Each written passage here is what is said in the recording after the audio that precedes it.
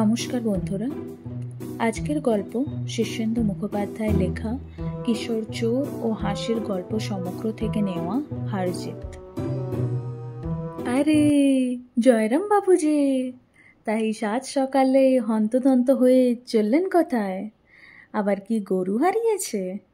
এই তো গত বুধবার আপনার গরু হারিয়েছিল, আজও কি আবার গোহারা হলেন? দেখুন সর্বনেশ্বর বাবু, এটা আপনার খুব অন্যায়। আমার কি শুধু গরুই হারায়? আর কিছু কি হারানোর নেই আমার? এই তো গত বুধবার আমার ছাগল রাইকিশোরী হারিয়ে গিয়েছিল।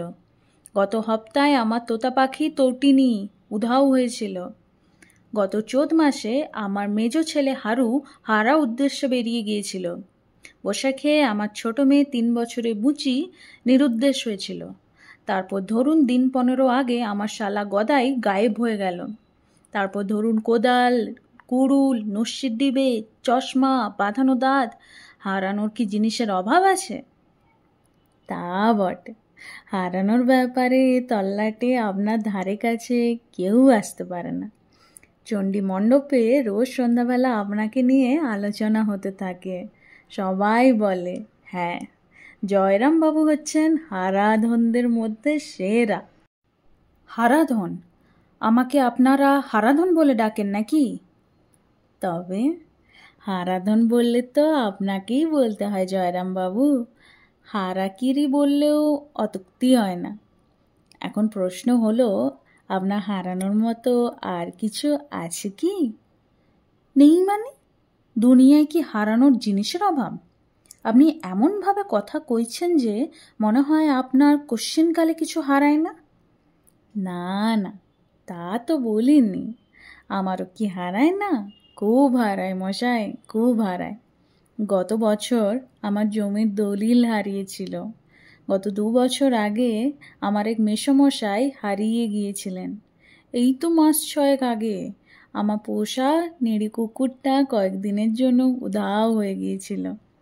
তবে কি না কার সাথে কার তুলনা! আপনার কাছে হারানোর ব্যাপারে আমরা কি দাঁড়াতে পারি? বলতে কি, ওই একটা ব্যাপারে আপনার কাছে আমরা গোহারা হয়ে চলে আসি। আপনার কাছে ও ব্যাপারে আমাদের অনেক কিছু শেখার আছে মশাই।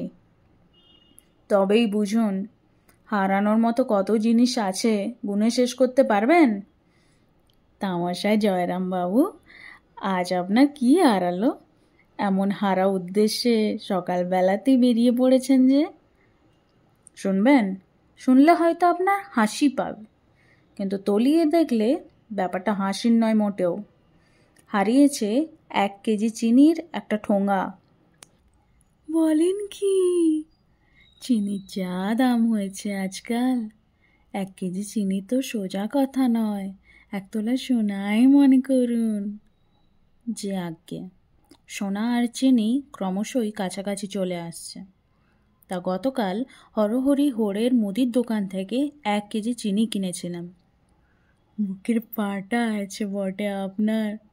আমি তো 100 গ্রাম 200 গ্রামের বেশি চিনি কিনবার সাহসই পাই না, তাও কেনা হয় কালে ভদ্রে।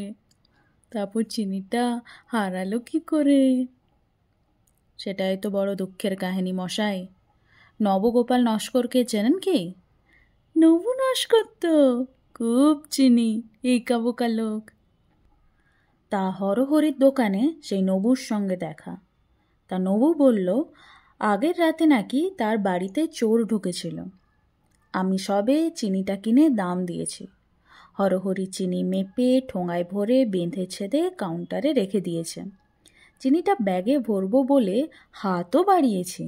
ঠিক এমন সময় নবু খুব উত্তেজিত হয়ে হাজির হয়ে বলল, মশাই, কাল রাতে আমার বাড়িতে চোর ঢুকেছিল। বটে, চোরেদেরও আজকাল নজর বড্ড নিচু হয়ে গেছে। নইলে এত বাড়ি থাকতে কেউ নবু নস্করের বাড়িতে চুরি করতে ঢোকে? সে তো হাড় কিপটে, তার সব টাকা পয়সা ব্যাংকে গচ্ছিত। 2.5 টাকার বেশি নগদ তার কাছে কোশ্চেনকালেও থাকে না।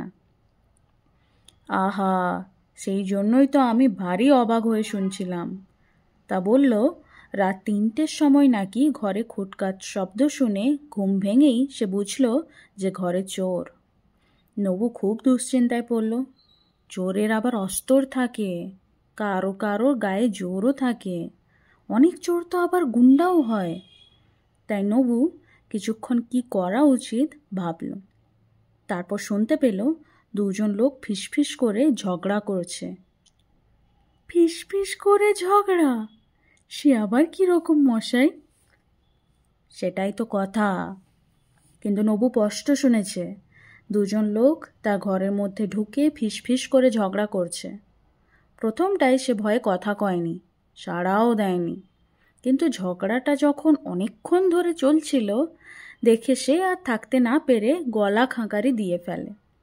তখন হঠাৎ ঘরের আলো জ্বেলে দুটো জোয়ান মদ্দা চোর তার সামনে এসে দাঁড়ায়। দুজনেই একখানা কাঁসার থালার দুদিকে চেপে ধরে আছে। তারা বলল, এই যে নববাবু, আপনি মীমাংসাটা করে দিন দেখি, থালাটা যে কার পাও না। আমি হলুম গে কালু আর ও হলু ভোলু, দুজনেই থালাটা চুরি করব বলে সাপটে ধরেছি, কিন্তু মীমাংসা হচ্ছে না। বটে, তারপর কি হলো? ওহ, সে কি কাণ্ড বটে। নবু দু তরফেরই বক্তব্য শুনল। শুনতে শুনতে ভোর হয়ে গেল, কিন্তু মীমাংসায় পৌঁছানো গেল না। তখন নবু বলল, ও হে, আমাকে পাতককৃত্য করতে যেতে হবে। তোমরা লটারি করে ঠিক করো থালাটা কার। এই নাও একটা টাকা, টস করে দেখো। এ তো সাংঘাতিক কথা, চোরের আসপর্দা তো আকাশে উঠেছে। আমিও তো তাই বলি। সেই রোমহর্ষ গল্প শুনতে শুনতে কখন যে চিনির পোটলাটা ফেলে এসেছি। তার থালাটা কে পেল জানেন? সেটাও জানা দরকার বলেই তো আজ সকালে হন্তদন্ত হয়ে বেরিয়ে পড়েছি। প্রথমে চিনির পোটলা, তারপর লালু না ভুলু। তাহলে বরং পা চালিয়ে আগে পড়ুন জয়রাম বাবু, যে